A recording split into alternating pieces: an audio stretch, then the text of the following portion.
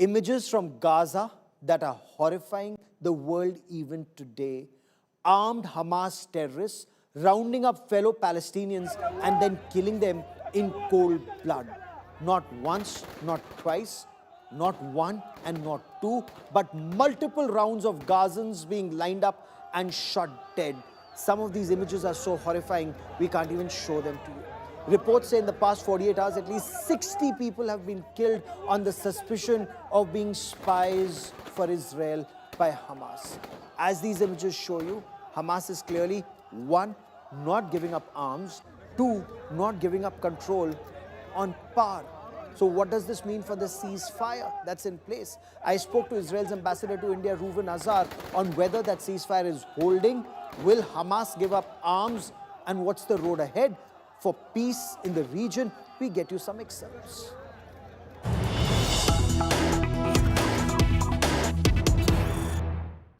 Have all the bodies been returned? Has Hamas kept their side of the promise? Has Israel kept their side of the promise, returning all the prisoners, apparently including some accused of terrorism? Unfortunately, Gaurav, Hamas is not implementing the agreement. They were supposed to give us back all the living hostages and all the deceased, all the murdered hostages within 72 hours. They didn't do that. They gave us only 4 deceased, another 4 hopefully today, but they haven't met the terms of the agreement. Look, this is a great opportunity for everybody. Israel has embraced the plan, the 20-point plan of President Trump. The world has embraced it. Hamas has agreed to it. It means that there is a path for peace, Gaurav. But in order for that path to be implemented, the sides have to keep to the path. They have to commit to implement. This is the great danger. We need international pressure put on Hamas so they implement the plan that the world and the sides have adopted. So has Hamas agreed to disarm, and how will Israel ensure that Hamas does not remain in power in Gaza, or is that not a condition for Israel anymore? No, of course it's a condition. It's part of the 20-point plan. Hamas has agreed to one thing in Sharm el-Sheikh, yes. But now some leaders are distancing themselves from that.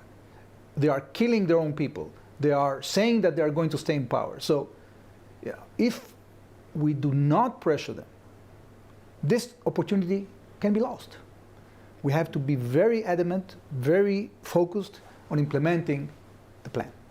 So what role can countries like India play in, one, ensuring peace remains in that area, two, rebuilding Gaza, and that cooperation with Israel continues or intensifies? Well, first of all, nobody is going to reconstruct Gaza if Hamas stays in power.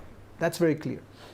But if the plan gets implemented, there's going to be hope and opportunity for everybody, for us, the Palestinians, and India is playing an increasing role in our region because India is a world power, is the fastest growing economy in the world. India has a lot of stakes in our region, when it comes to workforce, when it comes to logistics, when it comes to trade, when it comes to building infrastructure. Only 2-3 weeks ago, we had here our finance minister that signed with India a bilateral investment treaty. We invited Indian companies to participate in tenders, infrastructure tenders in Israel that are going to be published in the next 10 years. We're talking about $200 billion. And this is besides what opportunities we're going to have in Gaza and other places in the region. So opportunity is there. I'm sure that India can play a great role because it has a lot to offer.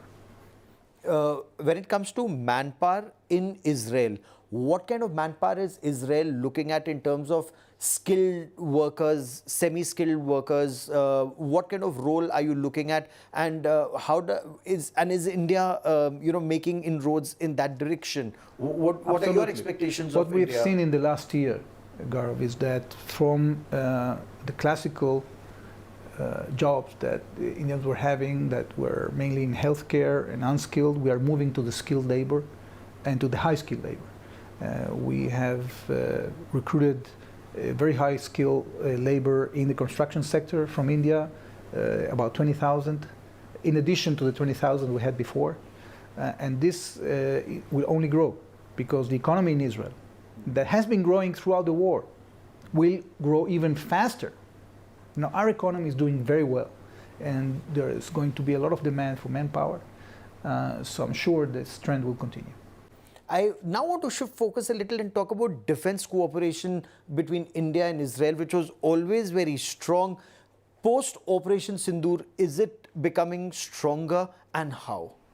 Gaurav, we are going from strength to strength, because as this cooperation succeeds, it also expands.